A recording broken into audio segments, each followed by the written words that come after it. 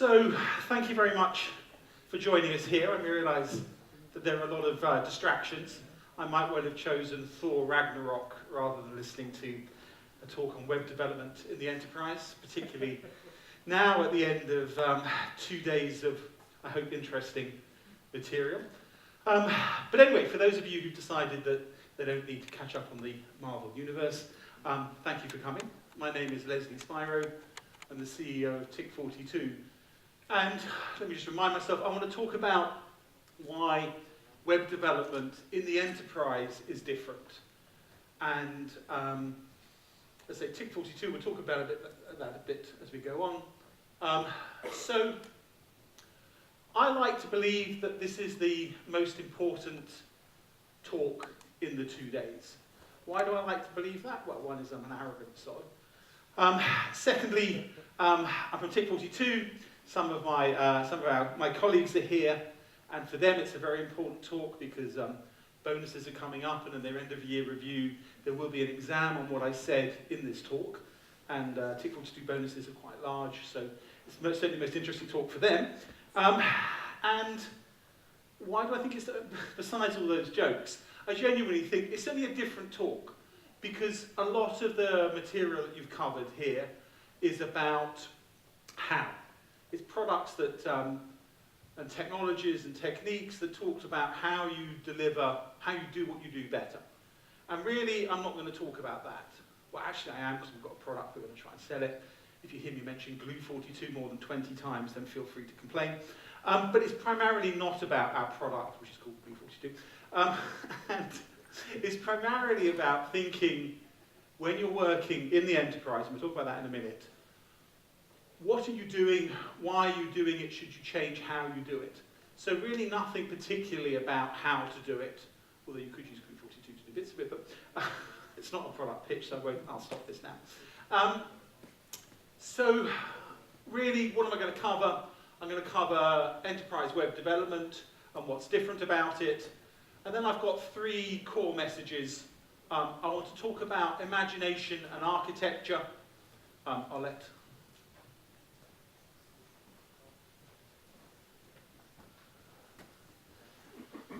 So within the context of web development in the enterprise, I think I've got 3 things to say that are kind of interesting and are the kind of core of what I want to say.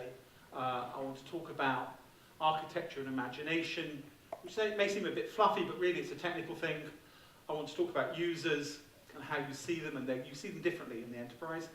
And I want to talk about sharing, kind of nice fluffy thing, we all like sharing, but we'll talk about what that feels like as a dev in the enterprise.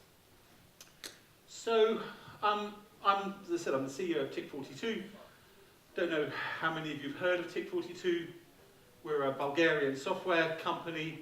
I'm not Bulgarian, but almost everybody else in the company is. We're about 60 developers based in Sofia, a few people in the UK and New York. And we work on projects and products, mainly with large institutions and major kind of data vendors. So historically, we've worked with in the financial services, the large investment banks, but increasingly our products are generally focused on enterprise users, with some SME stuff as well. We're quite active in open source. There's a product called OpenMamma, which is a market data API. It's hosted in the Linux Foundation, and we're the maintainers of the Bloomberg and Reuters drivers. So that's a relatively major thing for us. And then we're very involved with Symfony. They have an open source software foundation. For those of you who haven't heard of Symfony, it's another form of chat. Why do we need another form of chat? Well, it's a whole other conversation. But it allows banks to chat to each other and trade literally millions of dollars of stuff securely. So we work in that. And we have this product. There will be a test to see if you remember the name at the end. It's called Glue42. Well, there go, their bonuses, right?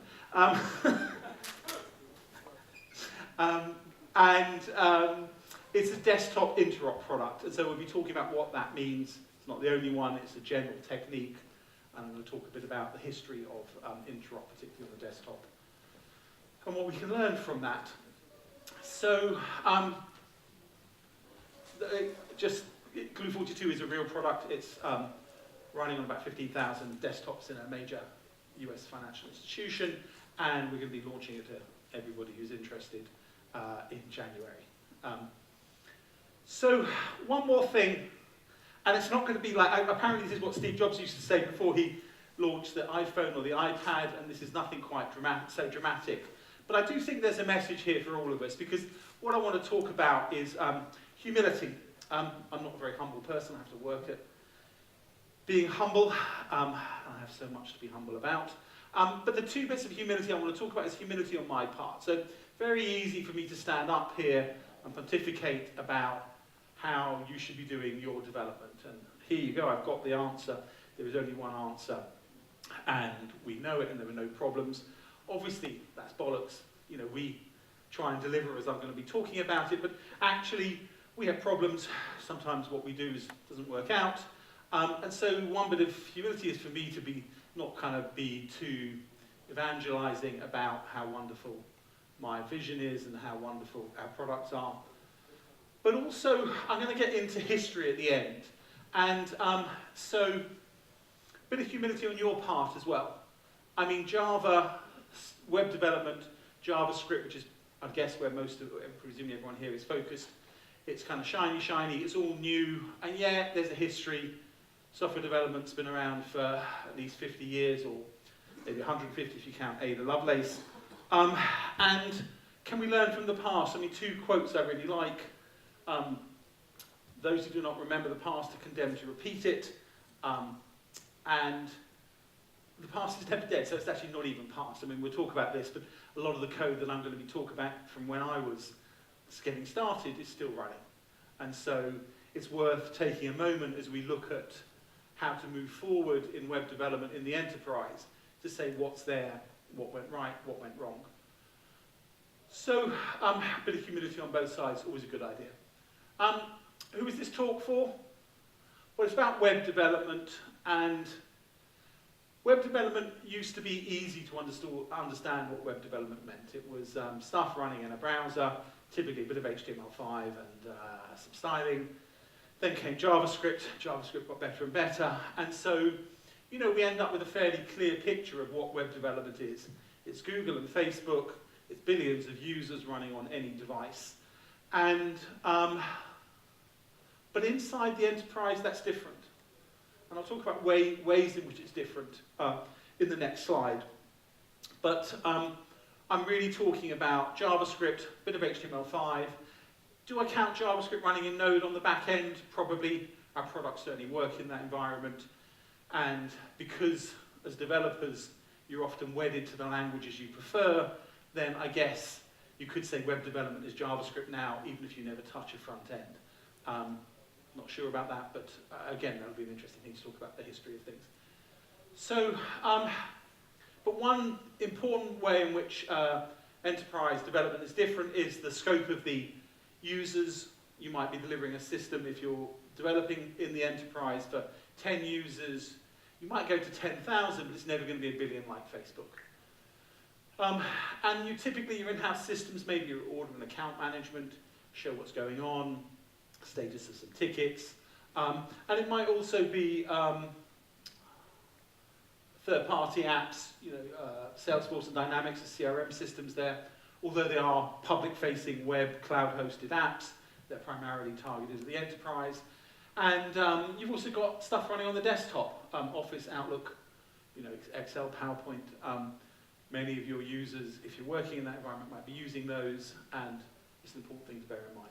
So if you're not delivering web applications into the enterprise, then feel free to catch up on your email, or just enjoy this like a bit of anthropology, really, kind of chance to see how other people, other tribes live.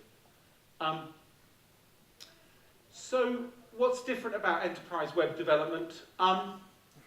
If you go in and look at most web development in the enterprise, they're targeting the browser, they're having debates about React versus Angular versus which version of Angular and EXTJS. And actually, what's different about development in the enterprise? Almost nothing. So let me make it a short and boring talk, and wouldn't give me a chance to pitch our products. So what I'm really going to be talking about is how I think web development in the enterprise should change for most of us. I mean, we're delivering, what I'm talking about now about how we do it is what we're doing on our projects. And this one large client, I think we've trained about 300 developers, and they've got about 400 or 500 working on their in-house apps. They're all using the strategies and techniques and approach that I'm talking about. And is it like an unmitigated joy? Are they completely happy and they all seem the light? No, it's a struggle. And sometimes things work well, and some things don't work well. I'm not really going to talk about that too much, but there are questions at the end if you want to follow that. But this is about really how development in the enterprise should change. So what do enterprise web developers look like? They look a bit like this. There's some of people from when we were a bit smaller.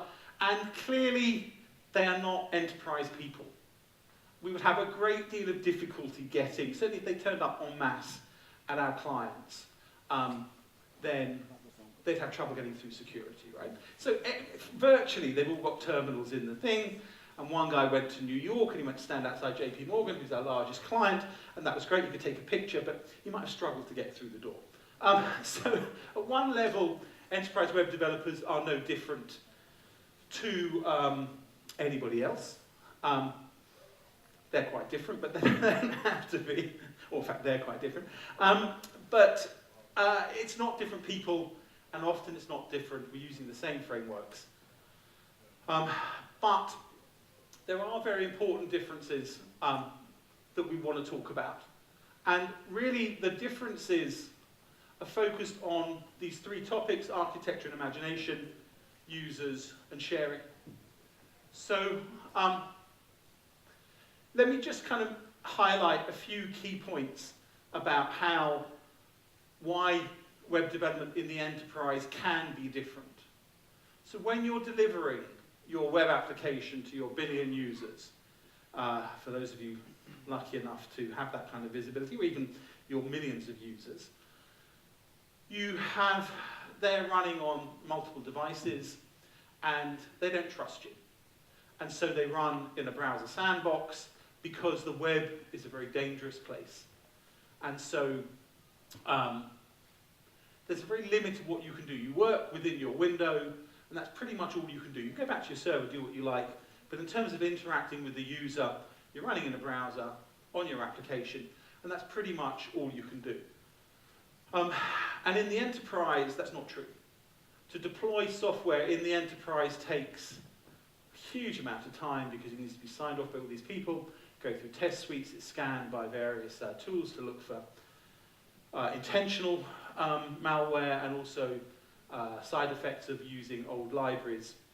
And the users who are running it, typically it runs on the intranet. So I'm talking about developing for the in-house user. Yeah, every large enterprise has got people doing public-facing web development. It's not what I'm talking about. So in that context, everything you've got is running in the intranet, in a secure zone. Deployment's kind of very controlled, and you know who your users are. And this is the key point. Your users are not some amorphous clickstream measured in the millions. They're people, you may know their names, you might only be delivering to 50 users across the world. And so you have a different relationship. They know your name, you do something stupid, they'll phone you up and give you grief, and you know what they're doing, you know what they're running on their desktop. And these three factors, kind of architecture, users, and the kind of sharing, which I'll talk about later, are what let you potentially do different things when you're developing in the enterprise. So the first thing I want to talk about is architecture, and the way our architecture constrains what we can imagine. So, here's a picture of a guy living in a 2D world, and he can move vertically and he can move horizontally, and that's his view of the world, and therefore everything he thinks about is conditioned by that physical architecture. And then obviously you can come along and you can introduce a lab, and there's a whole new dimension, and that's really what I'm going to be talking about today, about how given you're running on a desktop in the enterprise, you can actually start to change your architecture, and therefore you should start to try and imagine new designs and new ways of working. So I'm just going to try a very simple, may not work, piece of demo stuff. Should have set my screen up a little bit better. But the thing that lets you really talk about changes are things like Electron. So I know you had a talk, I don't know how many of you attended, from Microsoft about their IDE for JavaScript. You're not seeing this, are you, right? So let me stop the demo piece, because I think I'm just going to get into real trouble if I try and do that. So you will have seen, oh, for God's sake. Let me see if I can get this back on.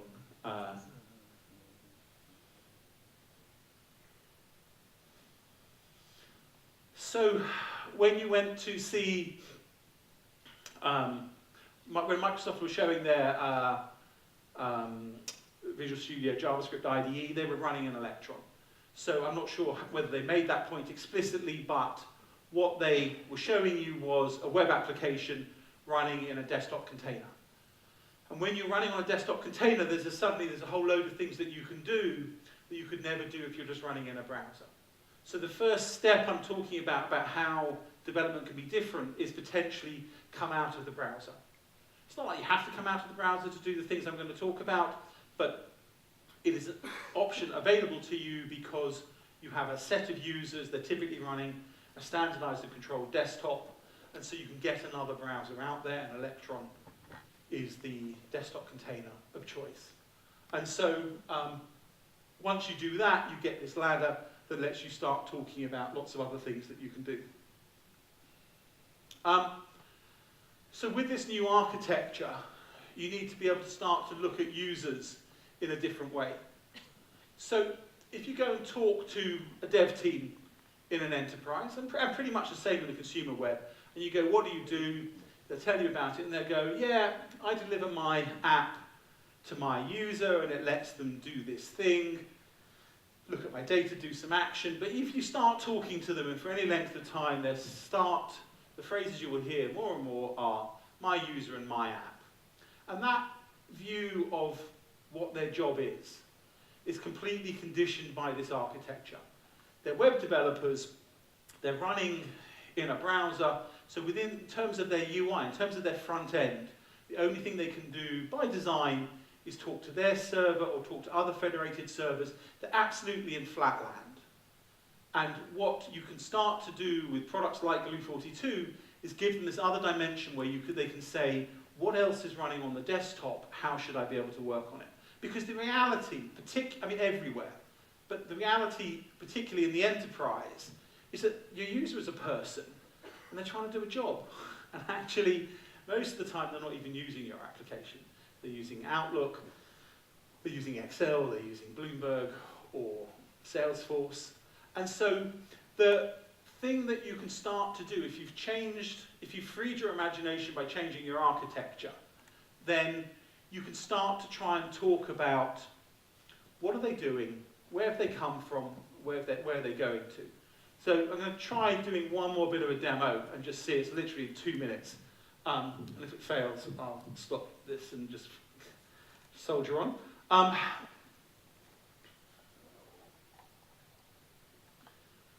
So, at least I've got the right screens here.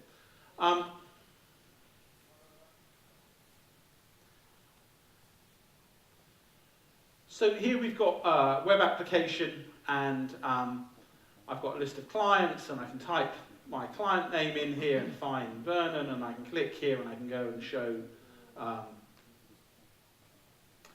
my portfolio. I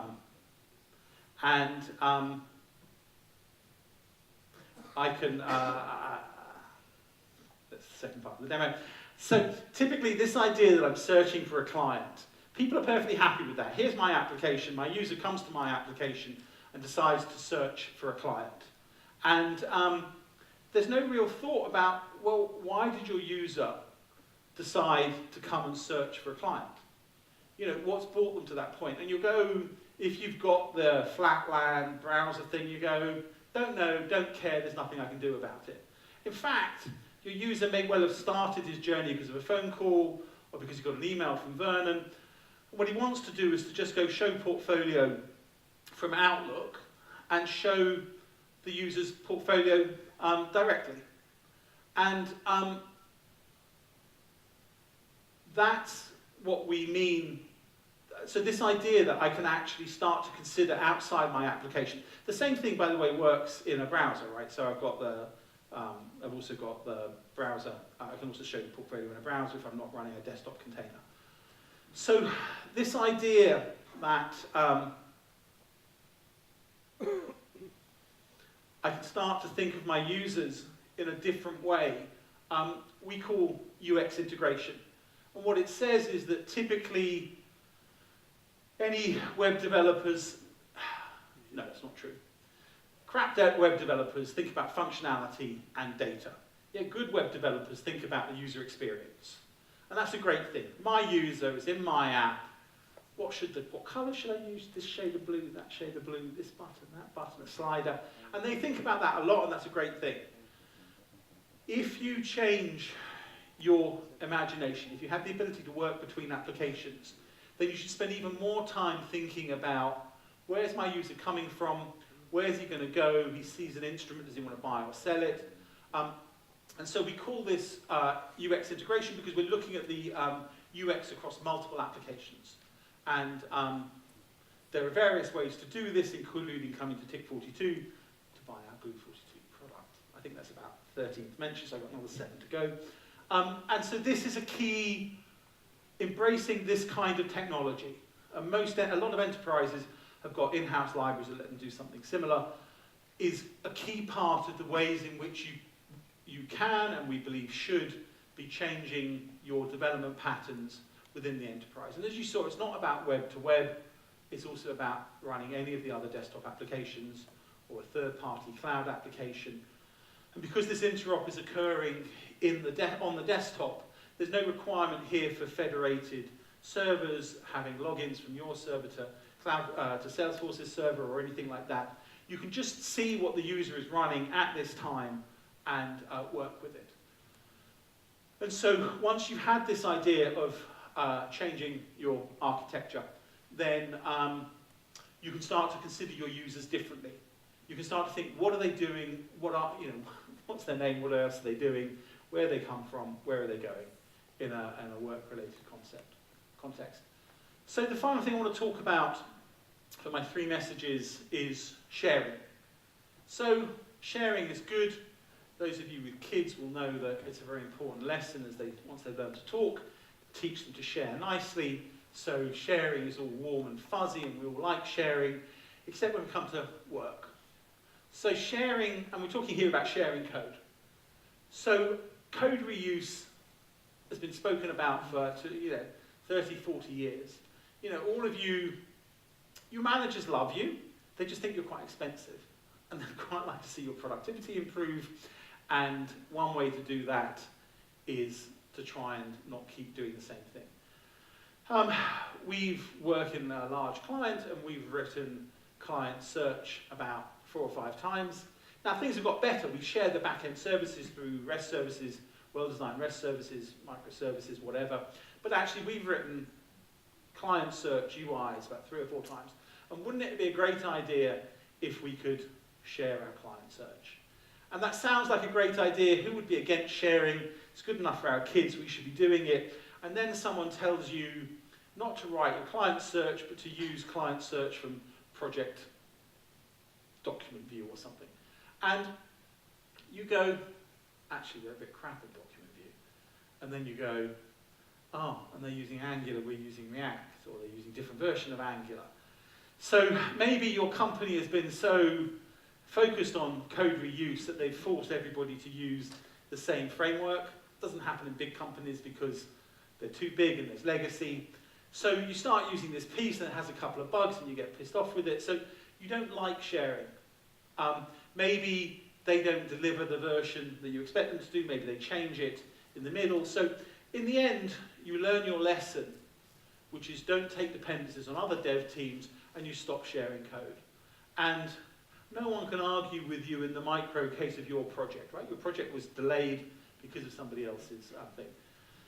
So obviously there's code sharing at the level of the framework. You know, you look at what Google and Facebook, out of the goodness of their hearts, have donated to developers, and provided you're not working for progress, it's a miraculous thing. Yeah, if you're working in the software tools business, it's a fucking disaster, right? But actually, unless you're trying to sell development tools, what Google and Facebook have done is a remarkable thing, and we all reuse that code. And increasingly, we reuse grid code. And so the point that I want to make is that as you move to an architecture that allows desktop interop, you can start to have different ways of code sharing. So obviously, I spoke about the ways in which code sharing can fail. And we believe, in desktop code sharing should be at the level of the scriptable window. And I'll come on to what that means and what that looks like. But if you start delivering your client search embedded in a window, you don't need to use the same frameworks. If you're connecting through some desktop interop product like Glue, that's the 14th mention, then you don't even need to, you can start to change, you can deliver at different cadences, and so you get to have sharing as an option. And when you start to do that, lots of stuff changes. So when you go to a dev team in a place that's doing sharing and you go, what do? They'll talk about their users and their dev team clients. And that's a massive change, right? And then potentially you start blurring the thing. You don't deliver applications, you deliver components, and those components can be brought together by business analysts or citizen developers, you know, people scripting their own stuff. And so you have massive changes that come about as you start to embrace this new architecture. So sometimes I give this presentation to our clients, developers, and they go, yeah, great, not my job. And that's a kind of really interesting point, because in the end, if sharing is going to happen, it has to be a major push by management. There's things that you need to happen about who's going to host a component catalog. Do you get kudos for delivering to that? You need to have a common language for parameters. In a large enterprise, you might have 4 or 5 different ways of describing a client because of history and acquisitions. And you need to force dev teams to take this seriously. So all of you can argue that this is a complete waste of time. I could have avoided sharing altogether and just only pitched that if I was talking to your managers. For those of you who are managers, I apologize. So, and yet, adoption and change has to come from the bottom. So if you look at Agile, you know, to impose Agile on a dev team, it's not an individual developer's decision, it's a management decision, but most of the demand for Agile came from individual people deciding at a very micro level that they were going to start to do it, and code sharing can happen here. You can share with another team, you can share across releases, you could decide to link your application directly to Excel, which again I've got a demo of, but I'm not going to go there. And so sharing can happen from the bottom up, even though to be really impactful, it needs to come from the management. So humility I spoke about at the beginning, and I'm going to just cover very quickly these 3 points about, all the 3 points I'm talking about are about if you've got interop at the desktop level. You can talk to other things on the desktop, you can do things differently. And, you know, desktop interop is not a new idea.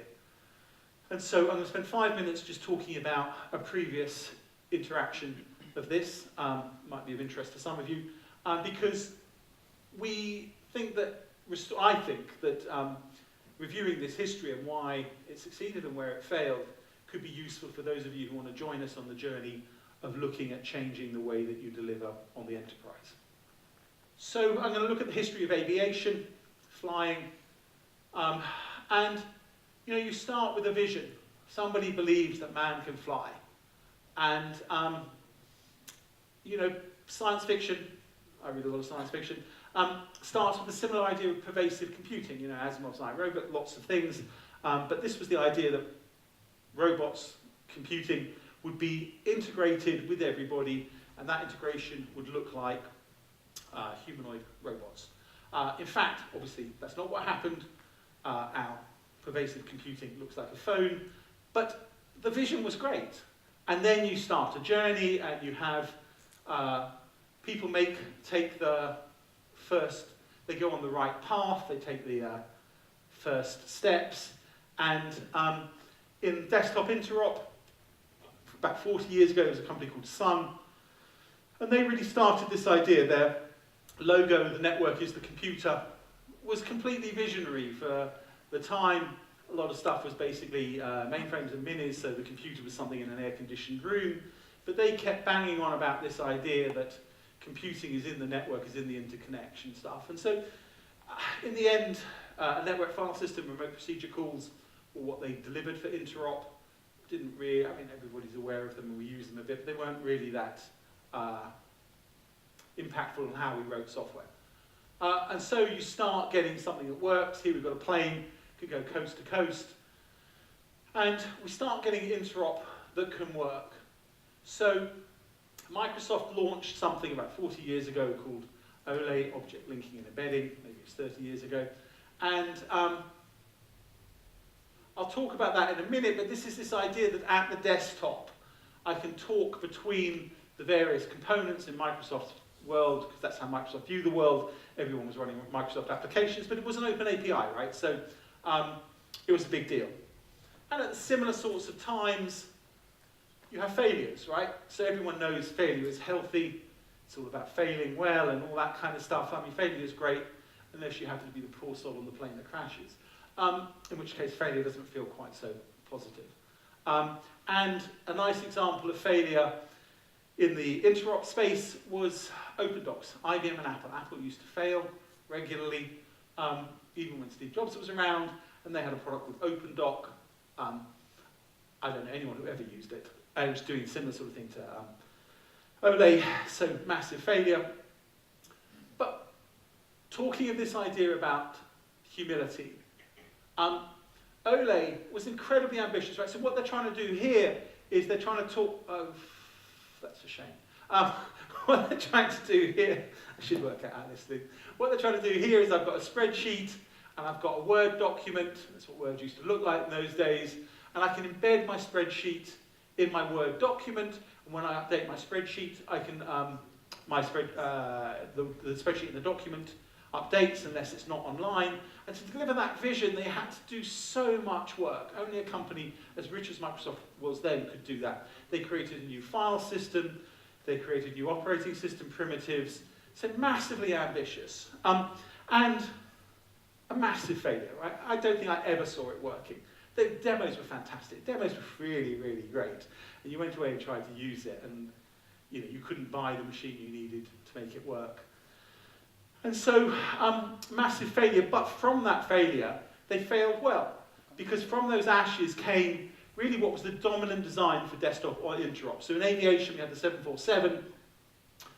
For 30 odd years, it was the way you kind of traveled internationally. And on the desktop, which particularly back 10, 20 years ago was a Windows desktop, you have COM. VBA and COM was a tiny section of what OLE was. And Microsoft recognized that that had value and then started to just really build VBA and COM into all their products. It was open, lots of other people built VBA and COM into their products. And suddenly, what you could do changed completely. And so you had a whole new set of developers who came about who would sit with users and tie together these different applications using VBA and COM. And there was a phrase called RAD, for Rapid Application Development, which was, I guess, a precursor to Agile, because it was about showing your work at the end of every day to the trader, and he went, no, that's rubbish, change this. And you could only do it because all these products had embraced desktop interop. And so, good design persists. So 20 years later, as Faulkner says, the past is never dead, it's not even past. And in TIC 42, we're still writing COM code 20 years later. I mean, we write loads and loads of JavaScript, and we tie it together with Glue 42, which is the 15th mention. But when a design is great, it just keeps going. And we think about, especially the JavaScript thing, where there's a new library every other day. You think everything is new, but the dominant stuff lasts forever. You know, there's still COBOL programmers out there, and you know, the big problem for a lot of the large organizations is the COBOL programmers are dying. And they never find kind of obsolescence, and they're trying to find where they can get new COBOL programmers. So if any of you want, if a few of you want to be really, really different, we do closure to be a little bit different, but you want to be really different, go and study COBOL again. Yeah, you could be the only COBOL programmer. In 20, 30 years, you could be the only world COBOL expert. Anyway, the stuff lasts if it's done well. And so for the 21st century, we believe that Glue42, the 16th mention, could become the VBA comm of the 21st century. That's my aspiration, that it becomes pervasive and it allows you to change how you work at the desktop. And it's worth saying that everybody talks about the move away from the desktop, and of course that's true. There's no doubt about that. But there's still loads and loads of people sitting in organizations, I mean millions, tens, hundreds of millions, of people sitting in organizations, running Windows, and it's a market that can be served. And we're not just Windows, we've got tablet and Mac as well. But that's what we want. That's what we think we can do. We can change the way that people can orchestrate these different applications that are Glue enabled, and that's what we believe that web development should be. And Glue is not the only mechanism, I think that was 20. So we're almost done. Got my 3 points about architecture imagination. Think about your users differently and sharing. So let me just run through them incredibly quickly. Imagination, basically look, your engineers, you should only try and imagine what you can deliver. And what you can deliver is constrained by your architecture, but sometimes you can change your architecture. Yeah, if you're delivering into the enterprise in particular, you can start to deploy Electron and stuff, and any products that run with Electron, you can think about whether you can change. Don't take what you're given. Sometimes you want to do a project and you're told legal or compliance won't allow you to do it, and you talk to legal and compliance, and it's not quite true. So the first thing about changing what you do is not take your architecture as given, because if you change your architecture, you can start to imagine different things. Users, they're people, and they're not your users. They use applications, including yours, to get jobs done. Try and think about what job they're doing, not what they're doing in your application. And then sharing, lots of levels you can share at. It's a management thing, but it can change what you do if it's done well. And it's incredibly hard to do well. Typically it fails. So let me help you decide. Keeping these three, I'm not going to dance. Actually, I've got to tell you there are limits to what I'll do to get a picture or a mention on Facebook, and dancing is not one of them. So we'll ignore the music. And finally, and it really is finally, humility. I love that quote, past is not history, it's not even past, because we live with that every day. And so all I can say is a general thing, a bit cheesy, but I do believe it. You know, just try and fail differently and learn to do better. I think that's true, whatever you're doing. And so there's an opportunity if anybody wants to ask me any questions or anybody wants to make a statement that what I'm talking about is complete crap, then now is a good time to do that. So I'm told there's a microphone, but I don't know if we need it if you've got a loud voice. So has anybody got any questions or comments about what I've been talking about?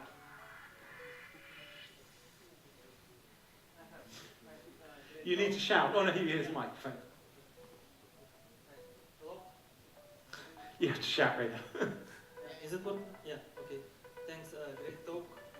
I have a question, like, you have a solution that offer to enterprise clients. Do you think, or do you target it, for example, for a small companies, let's say for a Bulgarian bank, which doesn't have like thousands of employees, like probably hundreds? Yeah, I mean, the big issue is whether you run in a browser or you run in a desktop container. And so from our product side, we can run in a browser, we can use cloud-hosted bus for the interop.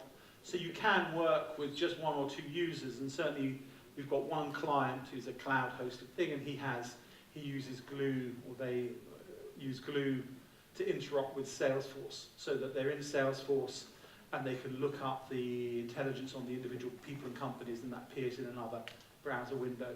So absolutely the product works, but in terms of actually using that to completely change the way that you develop, then you kind of need a lot more stuff on the desktop, and you need multiple dev teams to commit to it. So it works. Most of the benefit comes if you're in a large organization, but it does have applications.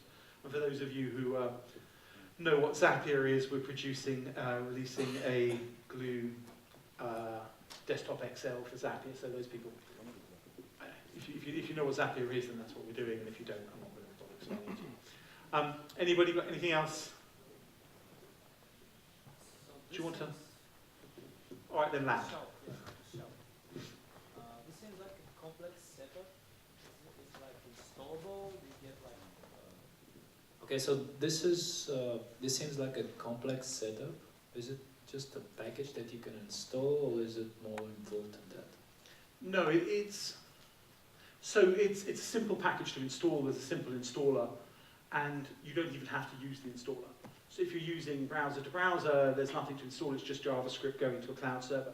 But the cases where I'm talking about, it absolutely requires a desktop install, and that's a huge deal, right? Most enterprises control their desktop deployment very carefully, and you need to become part of their standard build. So if you're in an organization with 200,000 desktops, then getting deployed even to one fraction, it's only 50,000, which is the case that we're looking at, is a big deal. And in those cases, it's not the installer. The installer is you run it once or you unzip it, you don't require local admin rights, all that kind of stuff. But getting to the position where they'll deploy it is really hard. They have people who stop you breaking their desktop. So it's not a complicated install. There's a moderate amount that has to run there. But in the context, say, of Electron, you have to install Electron. And so it's no more complicated than that, because everything else can run within a JavaScript environment there. Anybody? Final questions? Good. So there's well, not good, but fine. There's a raffle with your chance to win massive prizes. Apparently where you had the keynote to begin with. So I wasn't here for the keynote, but wherever that was. You should go there and a chance to win prizes. And then there's the after conference event, which I'm sure will be great. I'm going to be there, so I'll enjoy it. So thank you very much for your time, and I hope you found it interesting. Thank you.